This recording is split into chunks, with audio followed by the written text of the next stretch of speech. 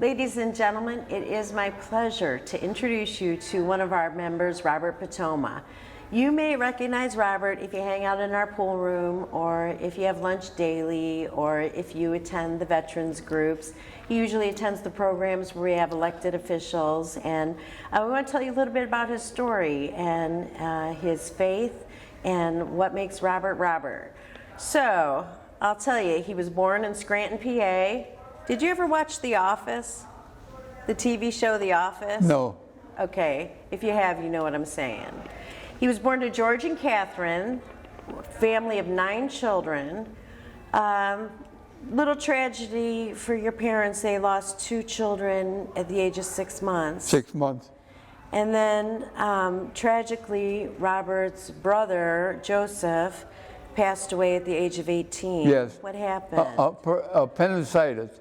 They were treating him for a stomach cold, and he died of appendicitis at 18.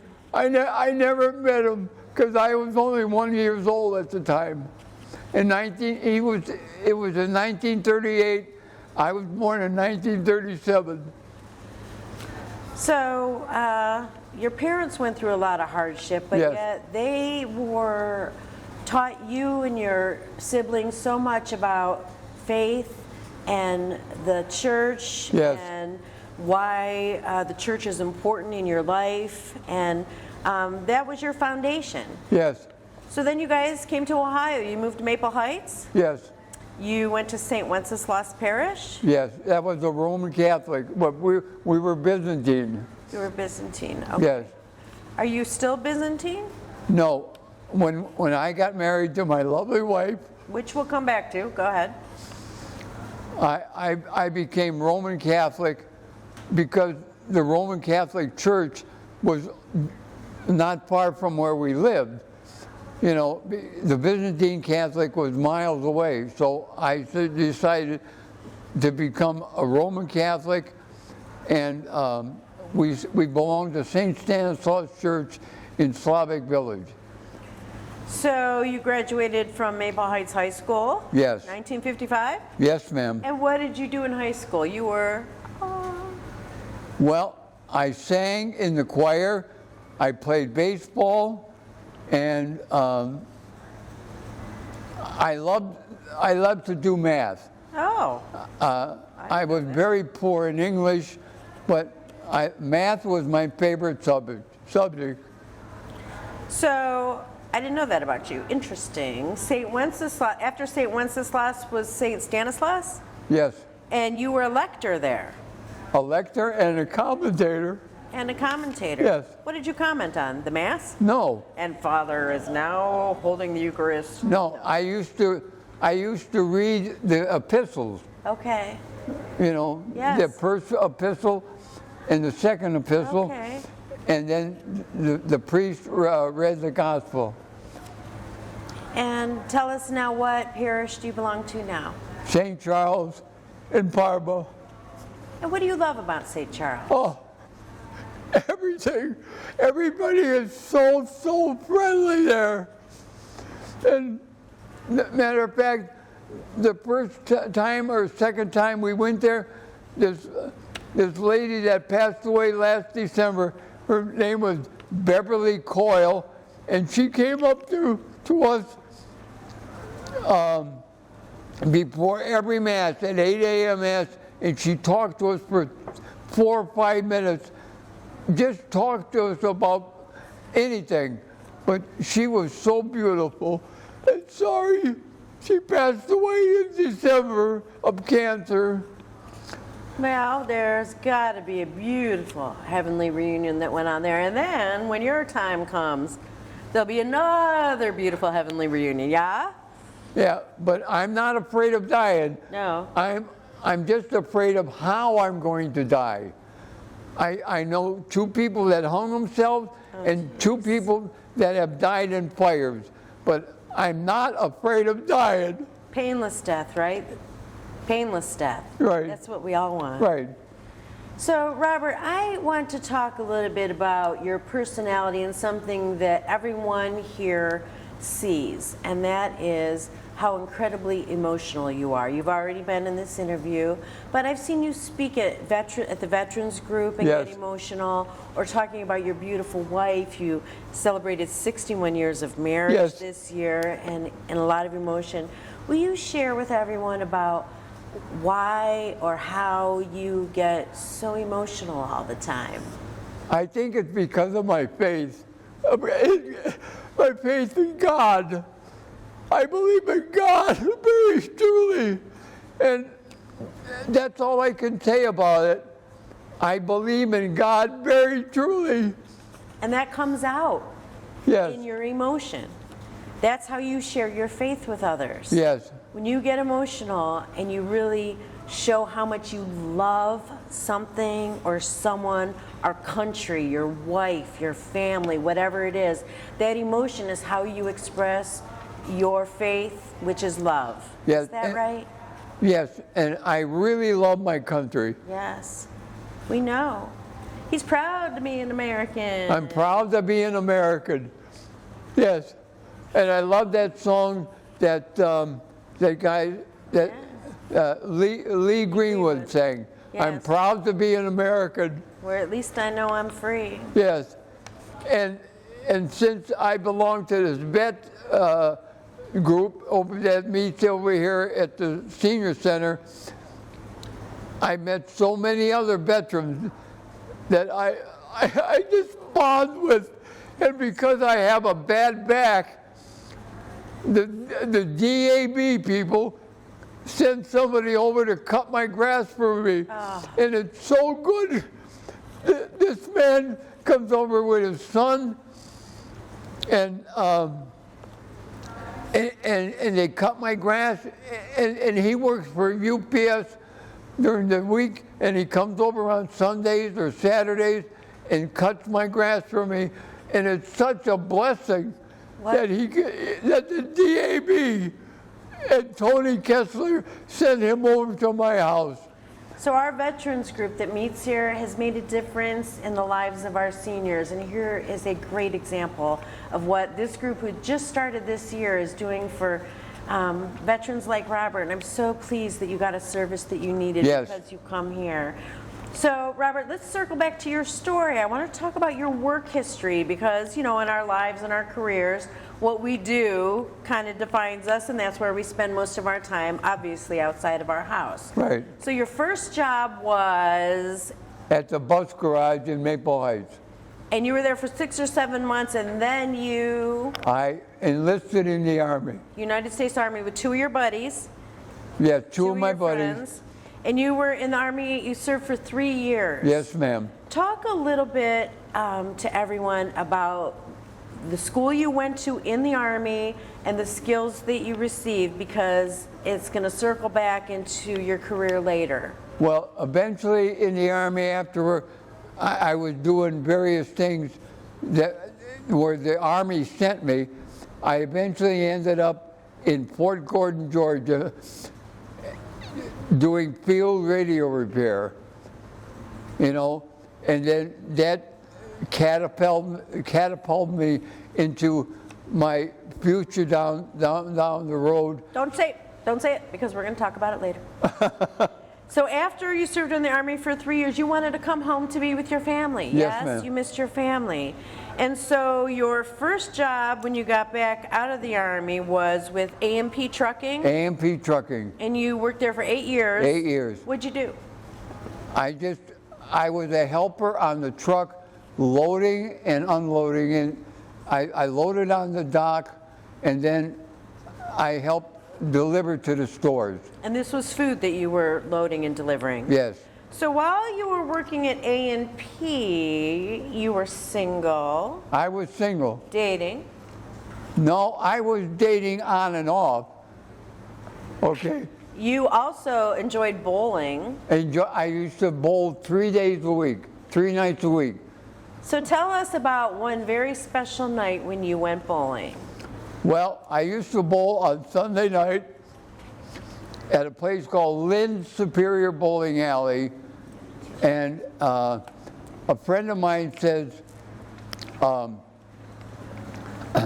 Bob, I'd like you to meet somebody. And Oh, you got it? Okay. I'd like you to meet somebody. And I wasn't dating anybody. I concentrated more on bowling, and I played. I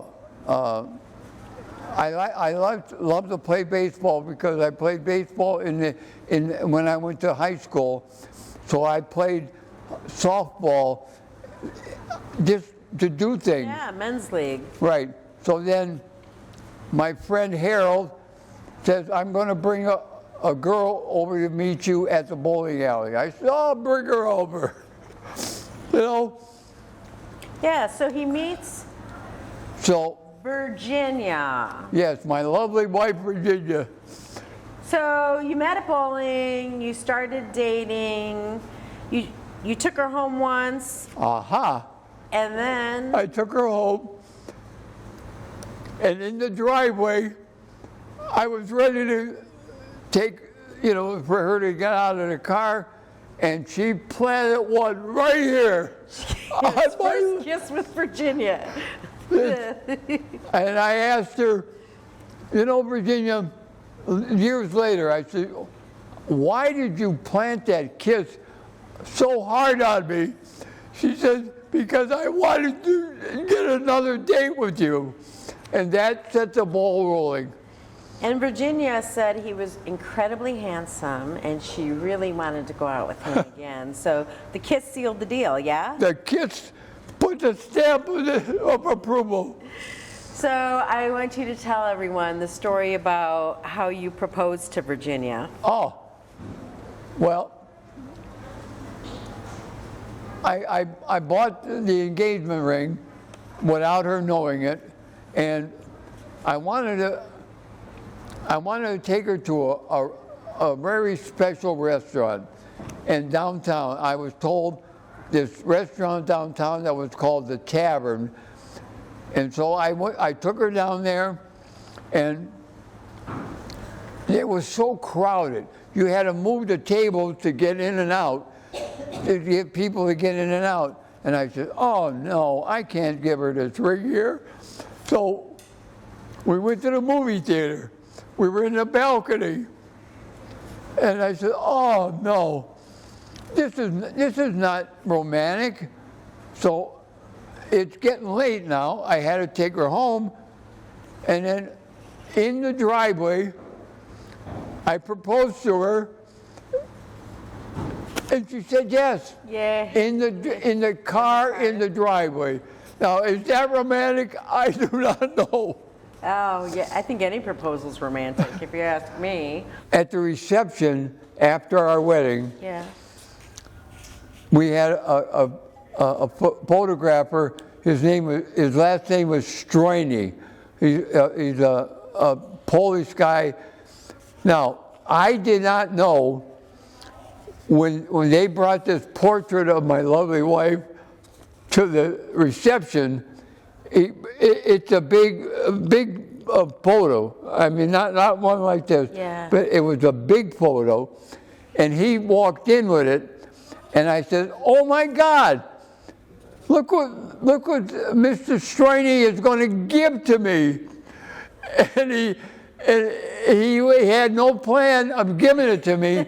He wanted to sell it to me for $90. Oh my God.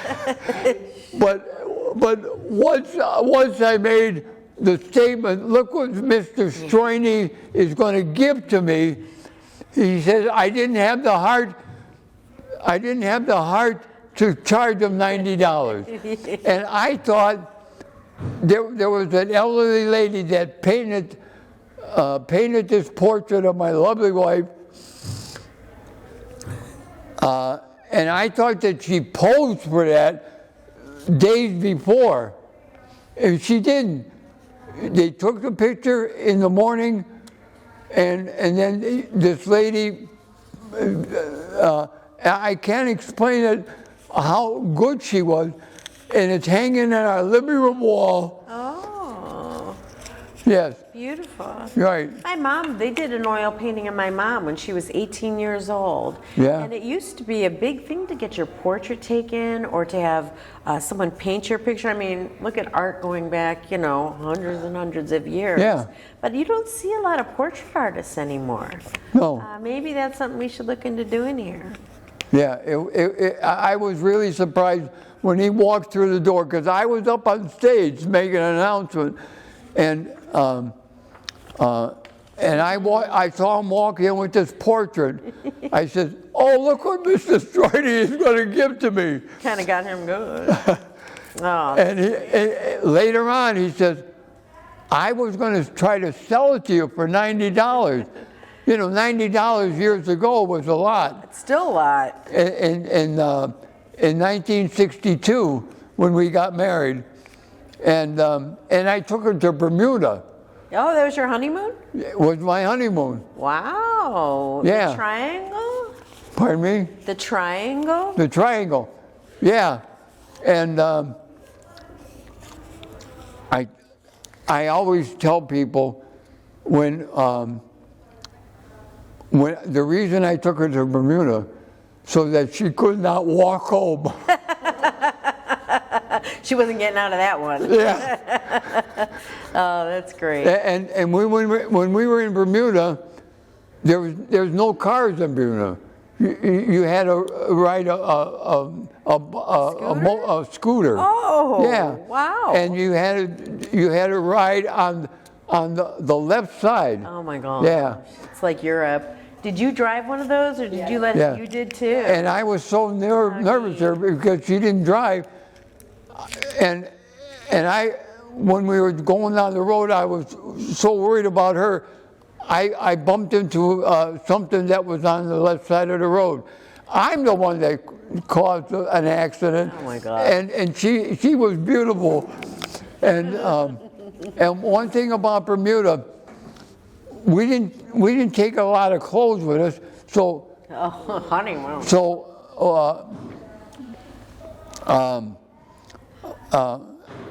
We wanted to take our clothes to the laundry, and we had like 3 days before we were supposed to go home. Mm-hmm. And they said, well, it takes 7 days to do the laundry. I said, what? 7 days? Yeah, we'll be back in Cleveland by then. So we didn't take the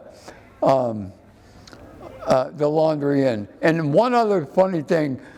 On our first night in Bermuda, we went to a restaurant. I don't know the name of the restaurant. We were sitting by the wall like here, and if this is a big plant, the leaf on the plant went down like this. And I said, why is that leaf going down? I said to myself, why is that leaf falling down? There's nothing there. And it was a cockroach. And I called the waiter over, and I said, you know there's a cockroach on that plant? He said, yeah. He said, they're here all the time. And one thing about Bermuda, you do not want to walk without shoes on because there's cockroaches everywhere. Lovely. One thing I remember during the COVID era of the United States, during the sign of peace in church, you used to have the mask on, and I told my lovely wife that I'm going to give you a kiss at the sign of peace. I'm not going to shake your hand or anything. So I made her. Well, I shouldn't say I made her. I asked her to remove her mask, and I removed my mask at the sign of peace. I gave her a kiss, just like that, because I did not want during the COVID era, and to this day, every Sunday at 8 o'clock Mass at St. Charles. We both signed up, and they said, the priest says, and share with us, your neighbors, the sign of peace. we always kiss. Now, we sit in the first pew, but I don't know what's happening behind us. So I don't know if people are kissing or just shaking hands or anything, but me and my lovely wife, we always kiss each other. Right. Right, honey? Yes, Do it again. absolutely. Do it again. Like at a wedding reception. Right. Yeah, do the kiss. Right. Do the kiss. Again. So you and Virginia had 3 beautiful daughters. 3 beautiful daughters, Karen, Diane, and Denise. And you went through some suffering. Yes. Now, a little story about Denise. If she would have been a boy, she would have been the nephew. That's a little joke. Yeah. Denise, the nephew. Yeah, I got it. Funny. Yeah. But our daughter Diane came down with ovarian cancer, and she died at the age of 41. She had one daughter, Meredith, who is still living in the Cleveland area after she spent some time in Florida, because her father took her to Florida because he didn't want to be in the snow anymore. Mm-hmm. But then after he spent about 5 years in Florida, he got a taste of a lot of hurricanes, and he says, I want to go back to Cleveland.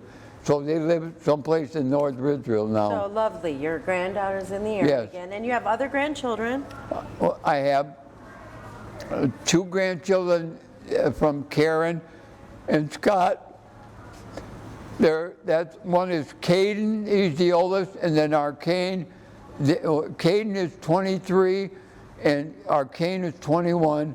And then we have by Denise, there's Brian and Kevin and Kevin and Brian. Kevin and Brandon, I'm sorry. Sorry, kids, if you're listening. So, when you had this beautiful family of the 3 girls, Yes. you went on a family vacation to, Disney World. and then you loved it so much that you went, Back with my lovely wife. just you and Virginia went to Disney World. Was that a special time? Yeah, it was. Really good. For about 5 days down there. Wow. Yeah. That's romantic. Yes. And fun. And fun. You're a fun guy. Yeah, I try to be. Yes. Oh, we love you, Robert. Okay, so let's get back on track. You were at A&P Trucking. You married the lovely Virginia. The family started. And then you moved. You spent 5 years working for a cable TV company. Telerama in Telerama. Beechwood, Ohio. What'd you do? I was an installer. You installed know, cable. I hooked up the cable to what the telephone company brought the cable in from the pole and hooked it up to the house, and then the installers used to take it from the house to the TV. So And- you were like with the boxes inside people's Right. houses and stuff. Right. 5 years you did that, and then, this is really interesting, you became a movie projectionist at Yes. the Cedar Lee Theater at Cedar and Lee in Cleveland Heights. Yes, ma'am. How long did you do that job? 20 years 20 years as a projectionist. as a project with 35 millimeter film. Yes. Yes. What's that Italian film about the projectionist? Do you know the one I'm talking about? Who can remember what it's called? One of My left foot. No. Cinema Paradiso. Oh. One of my favorite movies. Yeah. They showed the movie on a wall. Yes. Oh, I love that movie. So, Yeah. do you have any favorite movies from your time working there, or were you so busy working from Well, film to film? when I started there was one screen. Yeah. And then they put in another screen. And then they took over another part of the building, and then there was 4 screens. And then they took over another part of the building, and when I left, there were 6 screens we had to show movies on. And you had to really move around with all these things because they're the one projection booth was upstairs, and then the other 4 were downstairs, and So up and down, and up and down. you had some technical skills, and you had to have some management skills. Yes. To do all that. So after 20 years there, you went to the Western campus. Yes. Tri-C. Yes. And you spent 10 years there and retired from Tri-C. Yes, ma'am. Tell us about what you did there at Tri-C. I was in the audiovisual repair department. I repaired projectors, VCRs, and so on, anything. Where'd you get that skill? From the Army. Do you remember we were talking about the field radio repair school he went to in the Army? That brought him back to skills in the career he ended up retiring from. So Yes. that is a great story of somebody's career and their job, and I love that. I love that story. Right. That's great. And I loved working at the because I was 52 years old when I lost the one job, and I said, how am I going to find a job at 52? And God came down and sent me.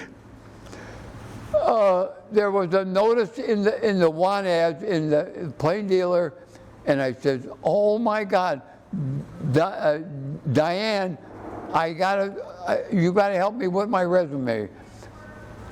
And when she typed out the resume, I hand delivered it to the corporate office on Carnegie Avenue. I didn't trust the mail to send it through the mail. I personally took it down and gave it to them. And then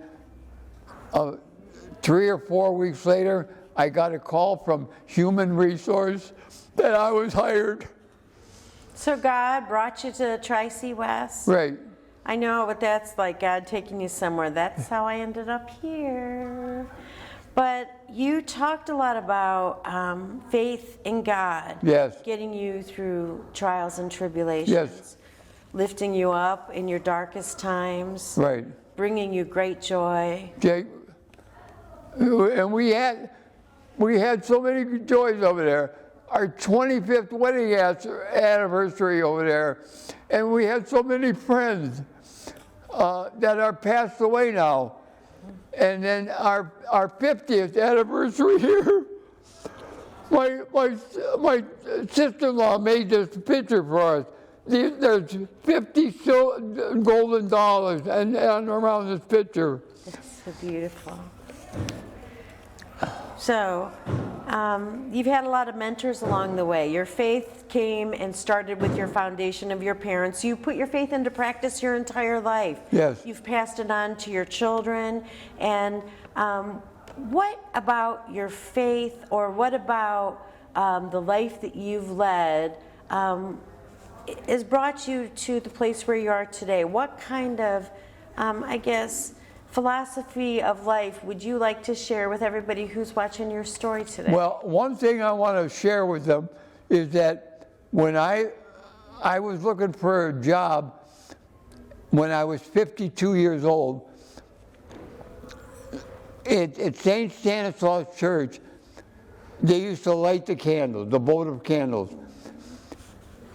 And I told the people at Tri-C, once I got the job, we lit so many candles, they didn't even have to turn the lights on because the lights from the candles lit the whole church up. That's faith. And if you don't have faith, you don't have anything.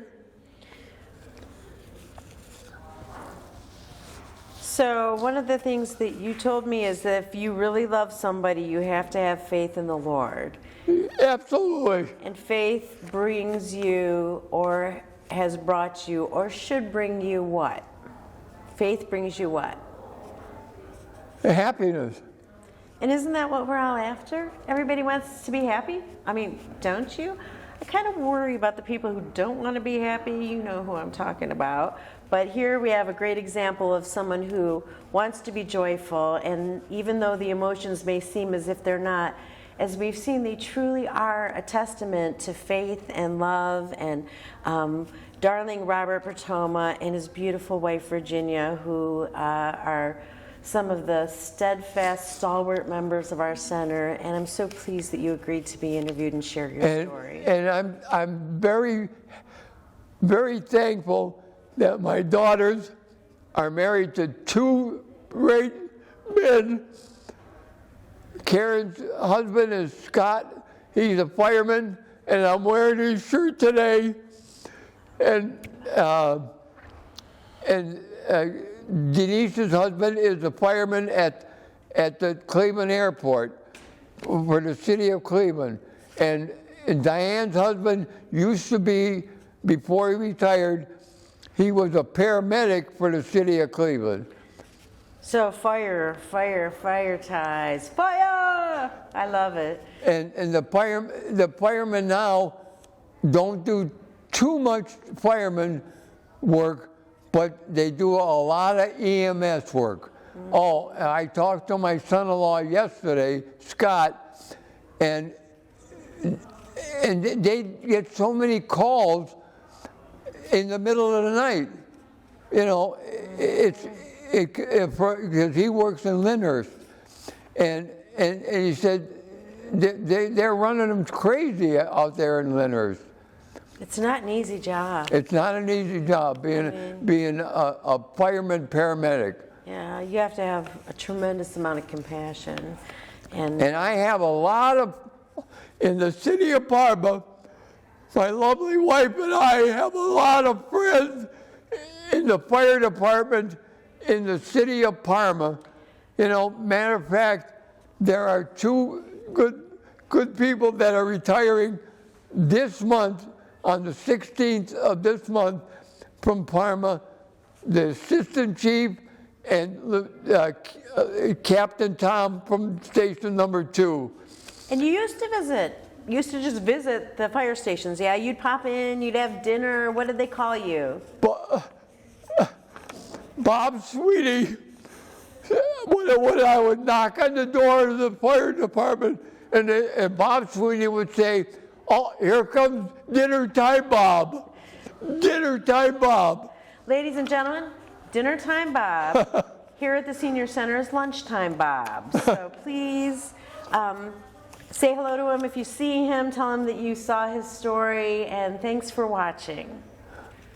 Thank you very much. Thank you very much. Thank you. Thank you.